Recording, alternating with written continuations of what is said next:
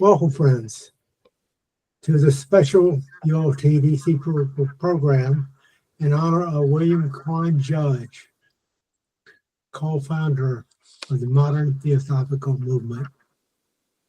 We're seeing some following from some of our lodges. Bangalore Lodge wrote, "We send you fraternal greetings and all good wishes on the forthcoming occasion of Judge Day. Let us remember him by dwelling over the words of tribute paid by some of the members of the TS, such as directness with which his mind went to the moral of the subject, the simplicity of his words, the unaffected selflessness and common sense. He was one who never looked back. He looked forward always. He viewed any and every situation dispassionately and therefore saw clearly. So wide-reaching was his sympathy, so deep his understanding of heart. We mourn the tenderness of her friends, the wisest of counselors, the bravest and noblest of leaders. Never mind whether others do, put no one out of your heart." The Bombay Lodge will observe the occasion. They're actually observing it about now with a talk on the Mahatmas and the path to them. Fraternally yours, ULT, Mumbai. And our friends in London, UK wrote, WQJ taught that any theosophist who is earnest, sincere, and unselfish can become an active center from which radiate unseen powerful forces unable to influence men and women in the vicinity for good, able to influence men and women in the vicinity for good. It is this magnetism that draws inquirers, which in time may lead to a group being organized, benefiting the whole neighborhood. We look forward to honoring with you his life, lived so kindly and intelligently, which was headed to have come via an older soul who had taken a vow to serve the cause of enlightenment and anywhere and at all times, which indicated he was of the Master's Lodge. With warmest regards, the United Lodge of Theosophists, London, UK. ULTDC has selected 3 readings for our program. Let me call that up. Okay, there it is. Okay. We have 3 readings, three readings, followed by a brief summary of the life and contributions to humanity by Mr. Judge, and a 4th reading by Robert Crosbie in memory of Mr. Judge's. And there'll be closing comments, but please feel free to stay on afterwards for social time and so we will have now our first reading from the BHAGAVAD-GITA. Reading 1 from the BHAGAVAD-GITA. A man enjoyeth not freedom from action, from the non-commencement of that which he hath to do, nor doth he obtain happiness from a total abandonment of action. No one ever rested a moment inactive. Every man is involuntarily urged to act by the qualities which springs from nature. He who remains inert, restraining the senses and organs, yet pondering with his heart upon objects of sense, is called a false pietist of bewildered soul. But he who, having subdued all his passions, performeth with his active faculties all the duties of life, and concerned as to their result, is to be esteemed. Do thou perform the proper actions. Action is superior to inaction. The journey of thy mortal frame cannot be accomplished by inaction. Even if the good of mankind only is considered by thee, the performance of thy duty will be plain, for whatever is practiced by the most excellent men, that is also practiced by others. The world follows whatever example they set.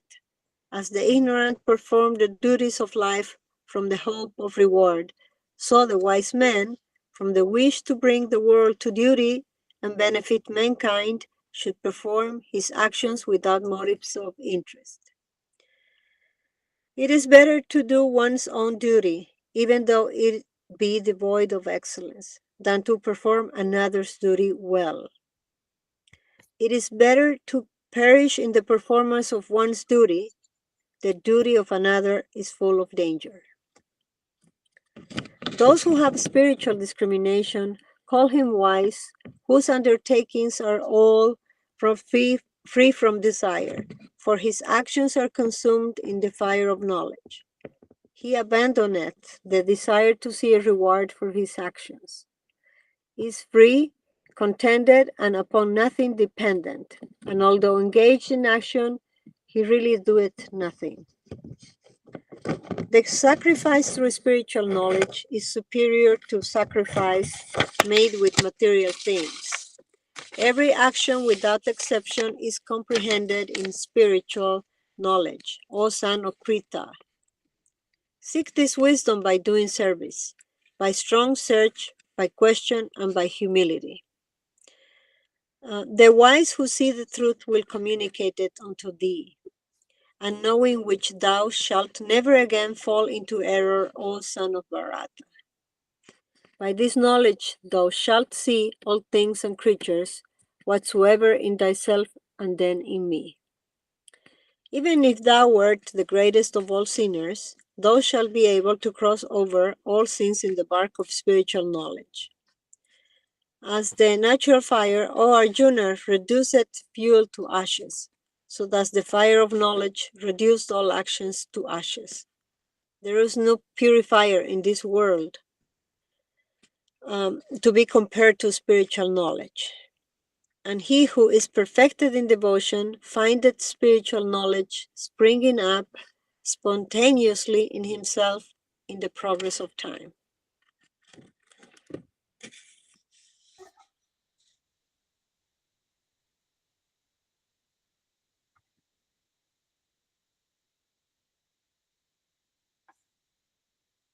That concludes reading 1.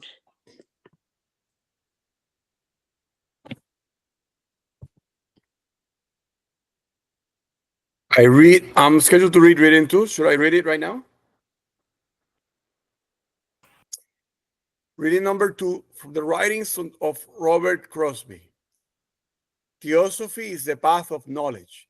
It was given out in order, among other things, that good motive and wisdom might go hand in hand. If it is remembered that the purpose of life is to learn and that all is made up of learning, the ordinary duties of everyday existence are seen to be the means by which we learn many things. Do thy duty, by every duty leaving results to the law. Theosophy was once happily stated to be sanctified common sense, and I'm glad you perceive it. The Theosophical movement is greater than any society or organization. The latter are but temporary, changing with the nature and understanding of those who constitute them and influence their policies and ideals. They correspond to our physical bodies, whereas the movement corresponds to the soul. There are many kinds of bodies. Work has to be done in each in accordance with any possibilities afforded by nature. Those who pin their faith on anybody are choosing a transitory guide, a frail support. Most of them are looking for authority. The human weakness that makes priestly domination possible leads to spiritual darkness in course of time. ULT is a name given to certain principles and ideas. Those who associate themselves with only principles and ideas are attracted and bound by them only, not by their fellows who do likewise or who refrain or who cease to consider themselves so bound.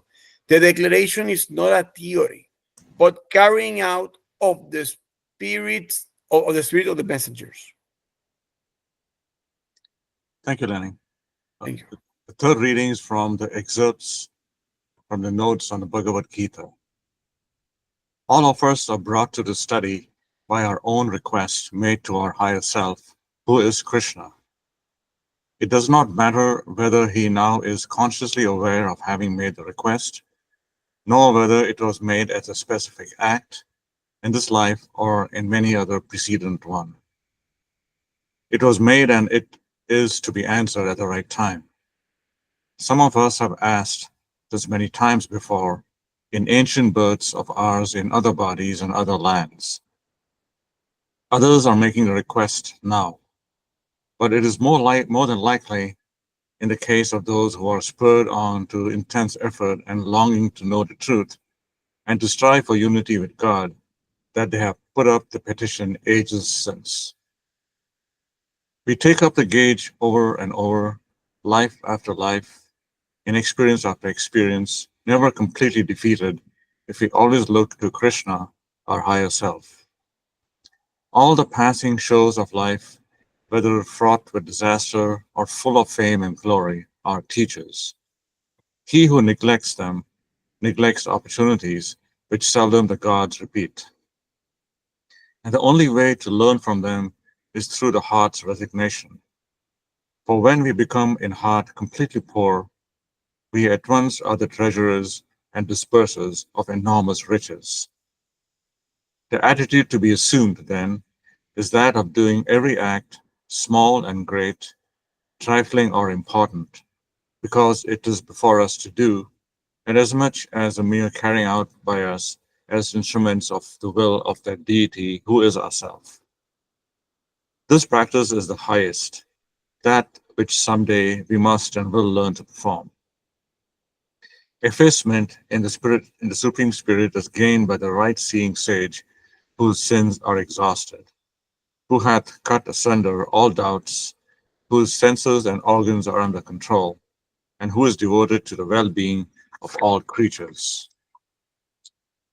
If the last qualification is absent, then he is not a right-seeing sage and cannot reach union with the Supreme.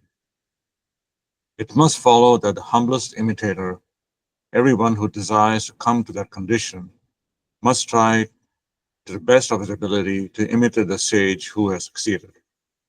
And such is the word of the Master. For he says in many places that if we expect to have his help, we must apply ourselves to the work of helping humanity, to the extent of our ability. No more than that is demanded. Krishna says that those who, with the eye of spiritual wisdom, see that the self is all, beginning to reincarnate with that belief ingrained in them.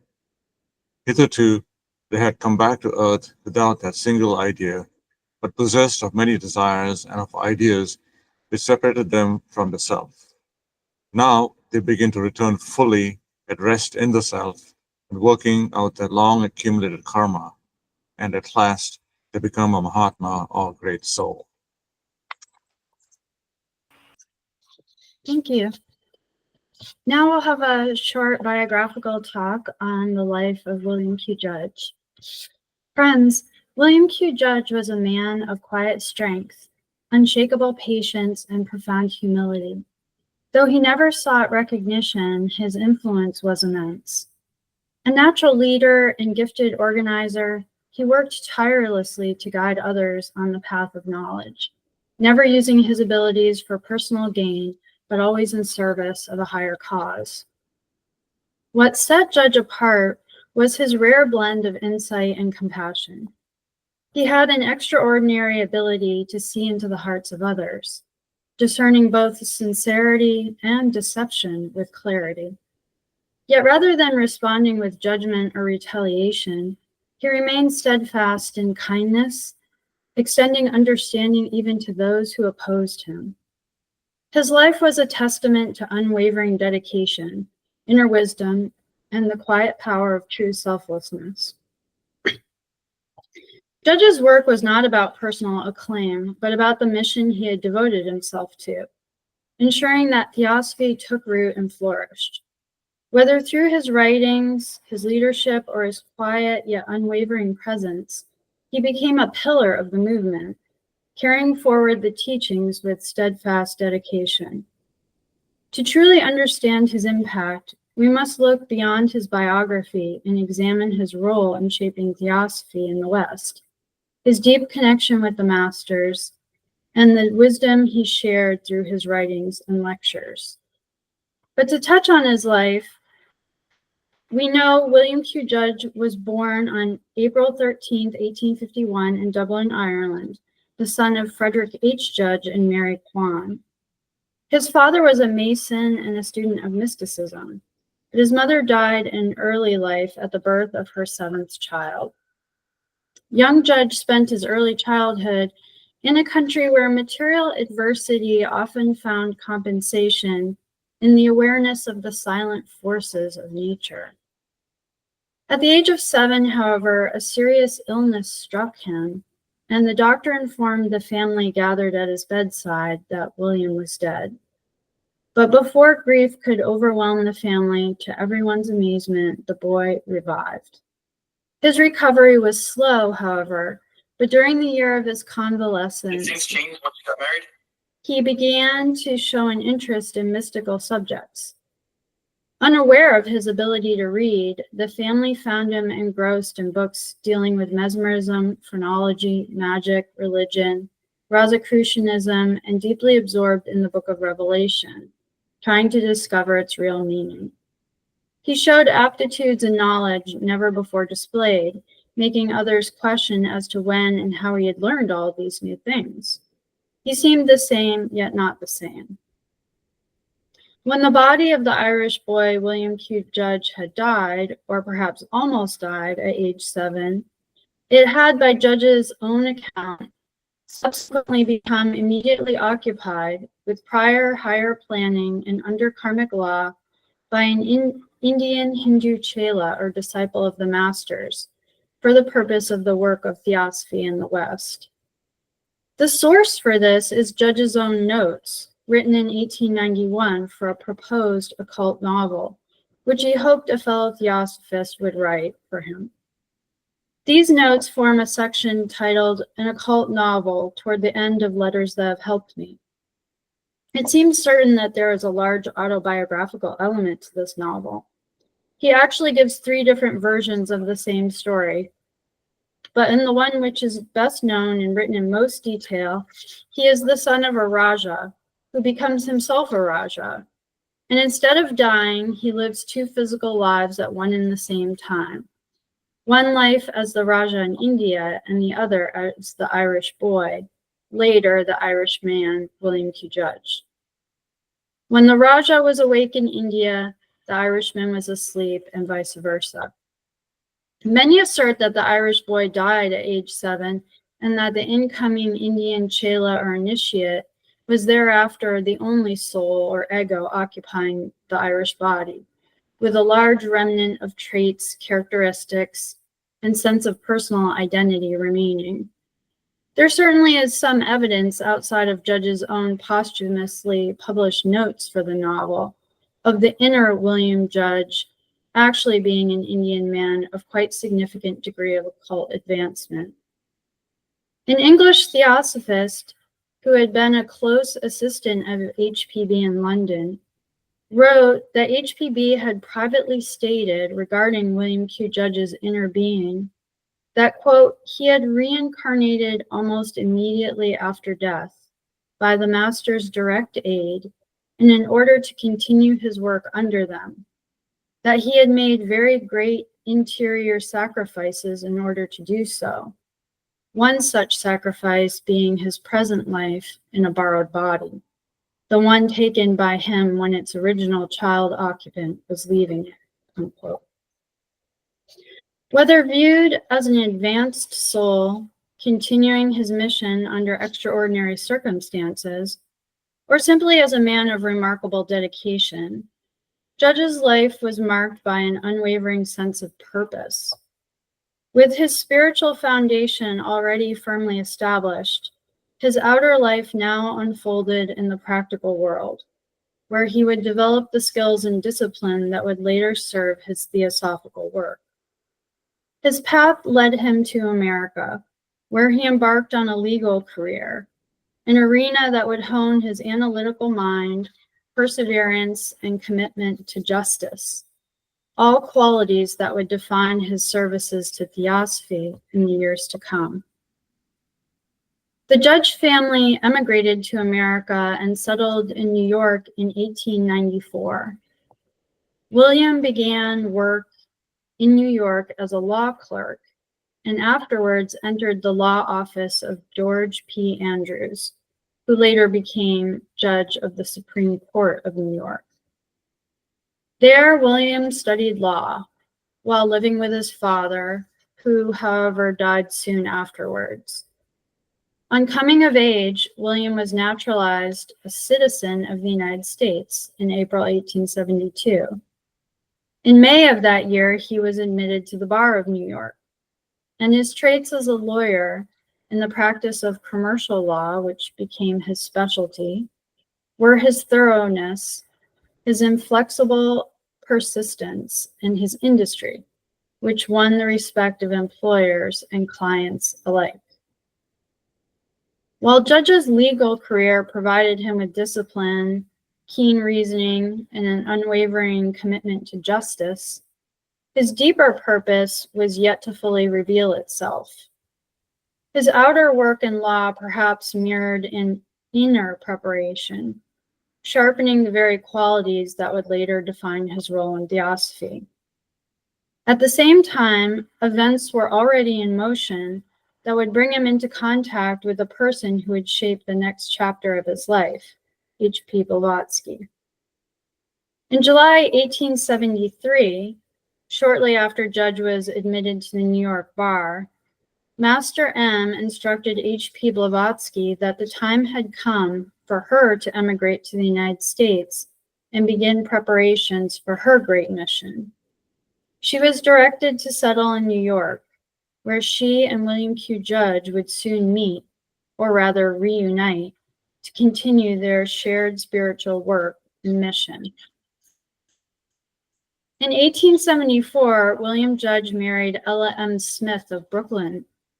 Together they had a daughter, a child of great charm and promise, whose untimely death in early childhood brought a deep sorrow to both parents, especially to Judge, who had a profound love for children and a natural ability to draw them close. Not long after the death of his daughter, Judge's interest in the occult was sparked when he came across the book People from the Other World by H.S. Alcott, a book that greatly intrigued him. At the time, public fascination with spiritualism was on the rise, and the remarkable experiences of figures like Madame Blavatsky at the Eddy homestead were widely discussed. Hoping to deepen his understanding, Judge wrote to Colonel Alcott in search of a reputable medium. Though no medium was forthcoming, the inquiry led to an even more significant outcome. Mr. Judge was invited to call upon HPB. Judge and HPB had never met each other before in that particular lifetime, but it was a relationship which continued unbroken till death and after. Judge later wrote of that meeting. He said, "It was her eye that attracted me, the eye of one whom I must have known in lives long passed away. She looked at me in recognition in that first hour, and never since has that look changed. Not as a questioner of philosophies did I come before her, not as one groping in the dark for lights that schools and fanciful theories had obscured, but as one who, wandering many periods through the corridors of life, was seeking the friends who could show where the designs for the work had been hidden. And true to the call, she responded, revealing the plans once again, and speaking no words to explain, simply pointed them out and went on with the task. It was as if but the evening before we had parted, leaving yet to be done some detail of a task taken up with one common end. It was teacher and pupil, elder brother and younger, both bent on the one single end, but she with the power and knowledge that belong but to lions and sages. Being taken into HPB's confidence and forming a close and lasting connection with her, closer than she enjoyed with any of her other colleagues and associates, Judge was able to write with sure knowledge to certain theosophists that, quote, your vision that when you looked at HPB and saw no old woman but a god is correct. You were privileged to see the truth, for the being in that old body called H.P. Blavatsky is a mighty adept, working on his own plan in the world. And thus, we do not need to go to Tibet or South America to find the sort of being so many wish to see. Yet having seen the reality, better keep silent and work with that in view, unquote. Mr. Judge spent much of his time with HPB at Irving Place, New York, in study, under her direction and instruction, and helped her with Isis Unveiled. He was one of those present at her rooms on September 7th, 1875, when the first proposal for the Theosophical Society was made and its organization begun. From his 23rd year until his death, his best efforts and all the fiery energies of his undaunted soul were given to this work. While H.P. Blavatsky and Henry Alcott focused on establishing the Theosophical movement in India, it was William Q. Judge who bore the immense responsibility of keeping Theosophy alive in the West. Almost single-handedly, he worked to expand the movement in America, founding lodges, delivering lectures, and publishing theosophical writings that made these profound teachings accessible to a growing audience. His greatest contribution in this regard was The Path magazine, which became the voice of theosophy in the United States, offering both practical guidance and deep esoteric insights. Through his perseverance, theosophy took root in American soil, ensuring that its principles would not only survive but flourish, influencing generations of seekers long after his passing.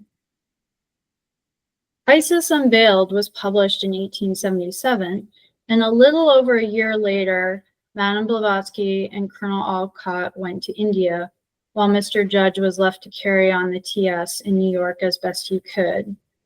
These three being, as HPB subsequently wrote, the only founders who remained true to the cause and to the society. It was a position in which the young lawyer seemed quite overweighted, but he did all that he could. Much or little of it might have been on the external plane, and at that time we cannot say.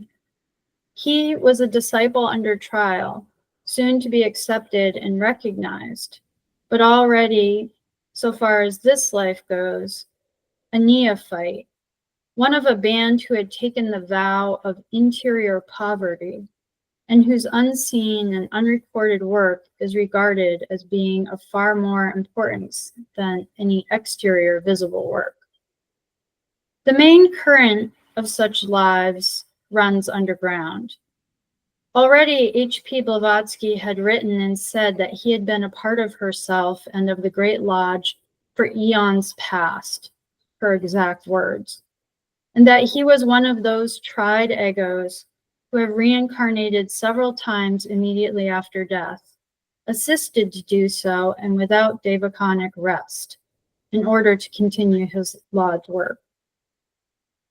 Judge's connection to the masters was a defining aspect of his life and work. H.P. Blavatsky herself spoke of him as being part of herself and a trusted disciple of the Great Lodge. Many Theosophists who knew him sensed an inner strength and wisdom that seemed far beyond what could be explained by ordinary experience. He never sought to draw attention to this connection, nor did he use it to claim authority over others. But those who worked closely with him recognized that he was deeply guided by the same forces that had inspired HPB. Even in the face of opposition and accusations in his later years, he remained steadfast, refusing to defend himself with claims of spiritual status, instead allowing his work to speak for itself. His life demonstrated the quiet, unwavering dedication of a true Chela, one who serves not for personal recognition, but for the cause of truth. In 1886, William Q. Judge founded The Path magazine, personally covering its financial deficits and overseeing both its publication and the broader activities of the Theosophical Society. He was tireless in his efforts, writing books, articles, and letters while traveling across the United States to lecture and spread theosophical teachings, often accomplishing the work of several men.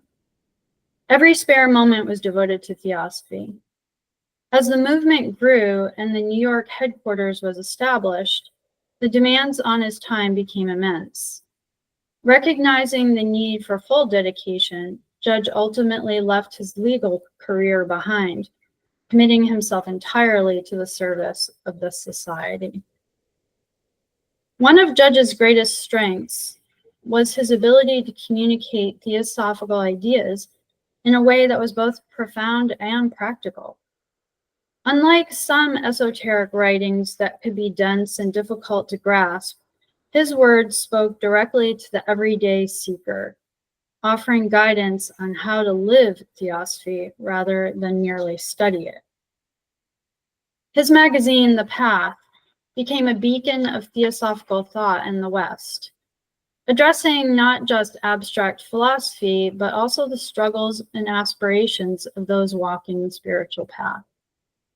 His books, such as Echoes from the Orient and Letters That Have Helped Me, continue to inspire students of theosophy today, filled with wisdom that is at once simple and deeply transformative. In this way, Judge ensured that theosophy was not just an intellectual pursuit, but a living practice, accessible to all who sincerely sought the truth. His only claim was that of the work. The work was his ideal. He valued men and women only by their theosophical work and the spirit in which that work was done. He held right thought to be one of the best work. And he worked with anyone who was willing to do work in the real sense, careless whether such were personal friends, strangers, active, or secret foes.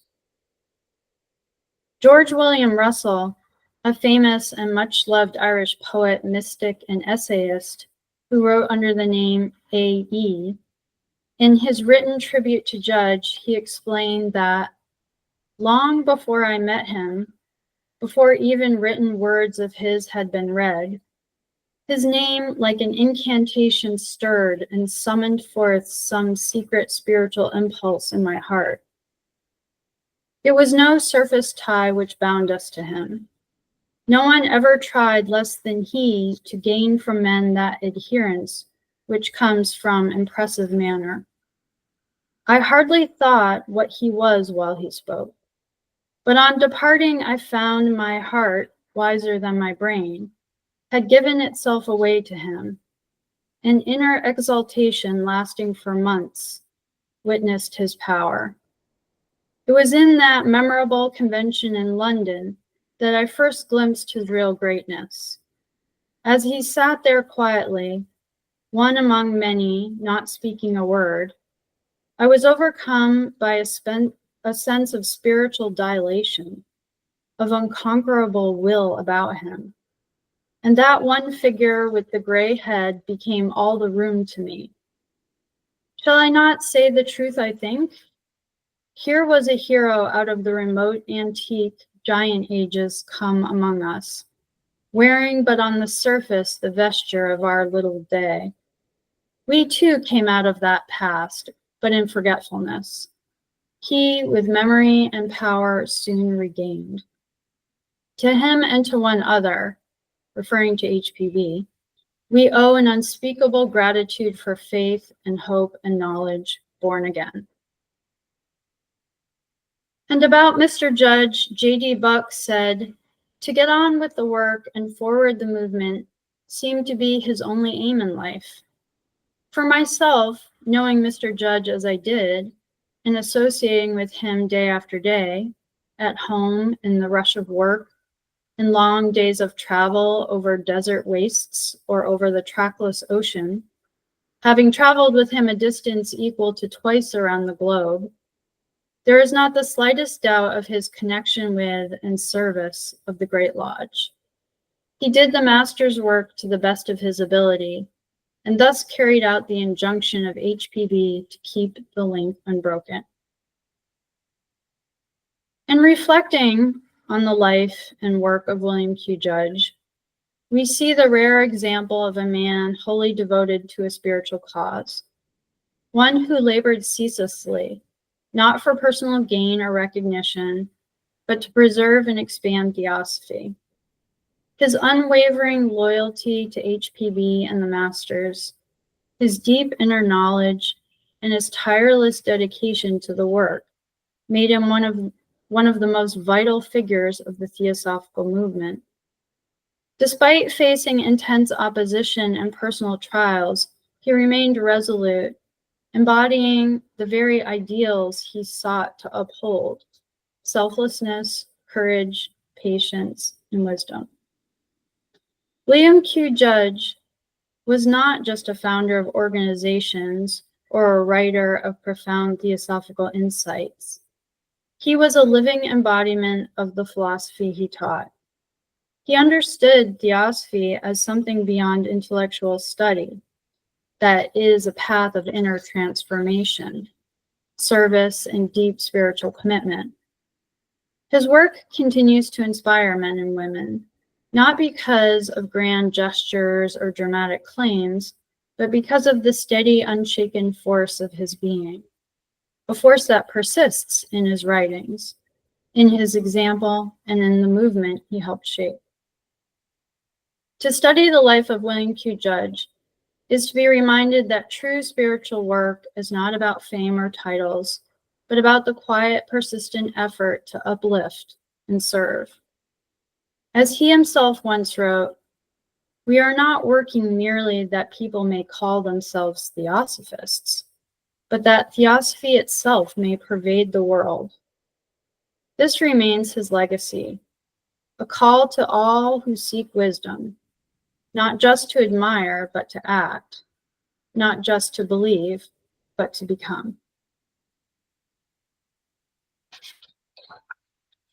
Next, there will be another reading in memory of William Q. Judge. Yes, this is by Robert Crosbie, who worked with him in his later years. Speaking of Mr. Judge, anybody might have known him as a human being like ourselves. He was humble, unassuming, modest, strong, patient, meek, courageous, an organizer beyond comparison, with powers similar to those possessed by HPB, and never using them in any way but to smooth the path for those who desire to help to follow the road of knowledge. He was kind, and patient, as we do not often find with tremendous forcefulness. He was extraordinary. He had the extraordinary powers of organization with perception that could look into the very motives and minds of others. Could see traitors among him, could read the hearts of those desirous of injuring him, and yet in all his intercourse with them, paving the way for them, remaining ever kind. For the one who most injured him, he had only this to say. When friends about him spoke their denunciations, never mind what others do, put no one out of your heart. Go on with the work you see. Work with helm in time. All the follies of others, follies of ignorance, will fall to nothing. Then, when the time comes, we will all have gained strength. When those who have fallen away for a while come back, there we will be with our open arms as strong brothers to help them find the path and to smooth out the effects of errors that have been created through ignorance. Such powerful words, such a wonderful example to follow. He was, I think he was all those things from all of it, so everything I've read about, heard about it. So we want to thank you for joining us today. We want to welcome you to stay with us. We're now renewing our fellowship, and this concludes our program.